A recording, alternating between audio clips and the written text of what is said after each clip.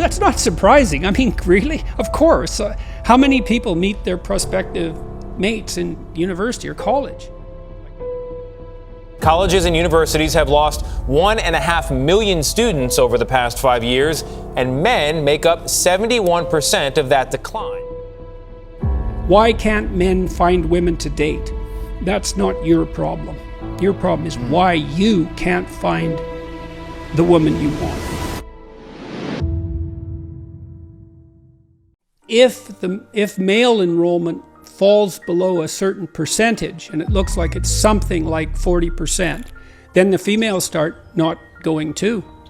And that's not surprising. I mean, really? Of course. How many people meet their prospective mates in university or college? Pretty much everyone who goes that route. So it's not surprising that that would happen with young people.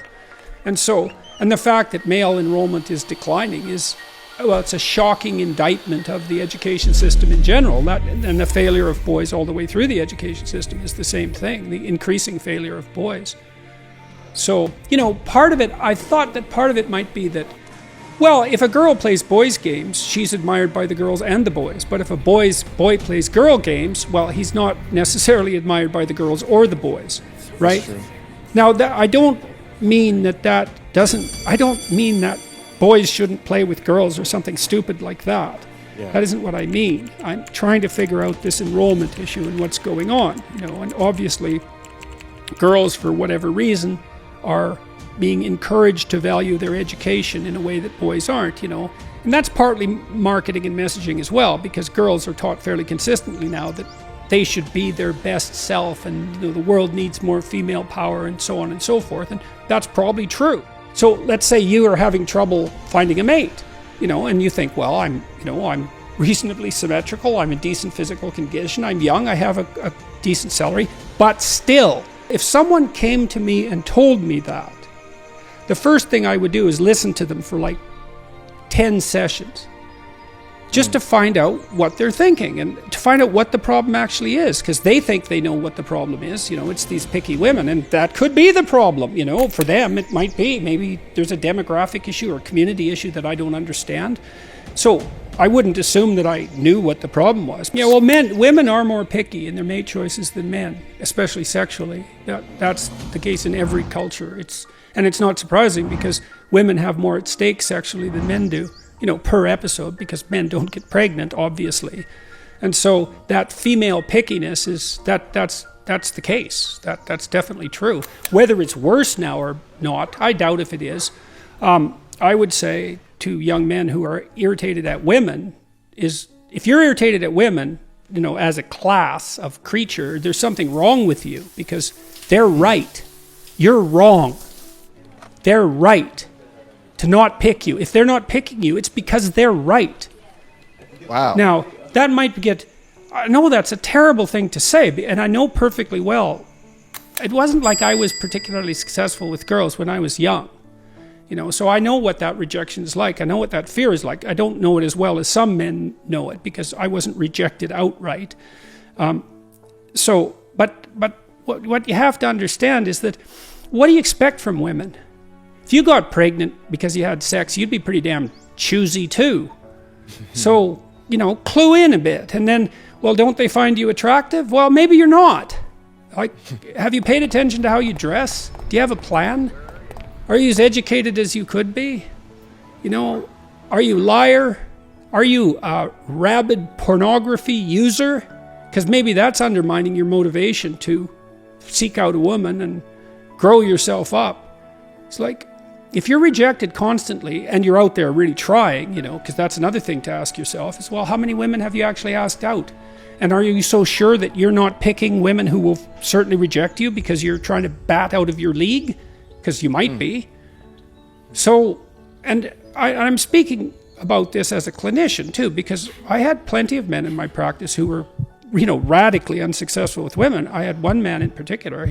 He was so afraid of women he couldn't use the phone. He was too afraid of everyone to use the phone. And he had been bullied like mad, and he had his problems. So I know what this is like, but pornography is a big problem. It's a big problem. It's a real curse, that pornography, in my opinion, because it's an easy out. And so we don't know what the consequences of that are. We're starting to understand some of them. But if you were better, you'd be more successful with women. So you have to have that in your mind. And you cannot be angry at women. It's stupid. Women, it's like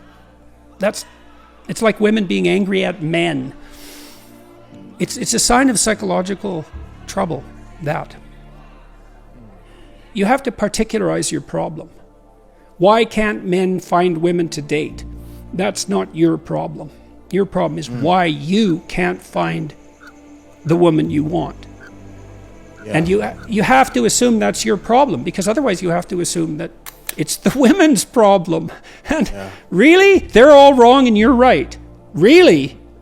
Lucky you. Maybe you are. You're an undiscovered gem of some sort.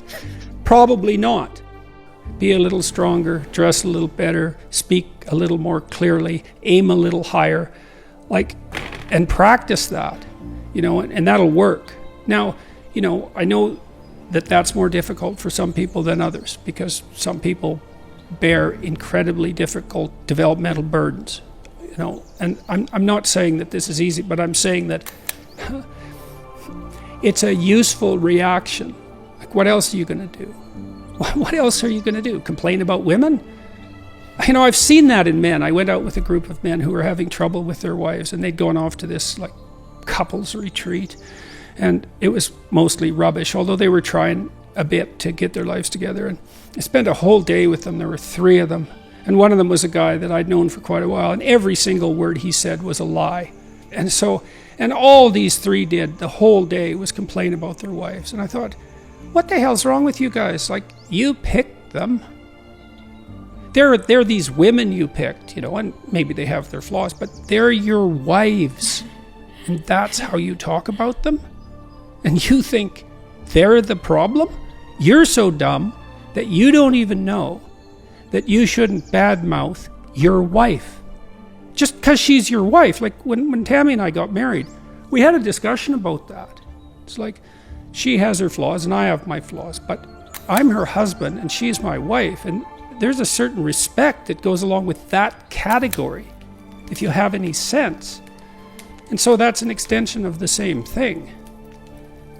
It's best to look to yourself. Now and then you can, things have gone rotten in society, and you have to bear your responsibility. You have to address that at a social level and a communal level, but fundamentally it's and you do so much less harm if you look to yourself first as the problem.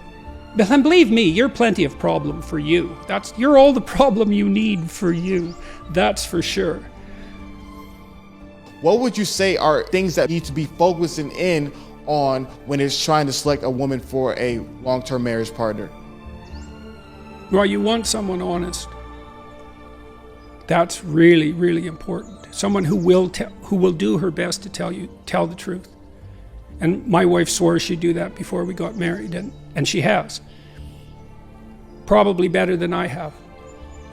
And so that's a rock, man, at the bottom of things, So and you can't underplay the role of sexual attraction. And that's a mysterious thing. And so that's crucial as far as I'm concerned.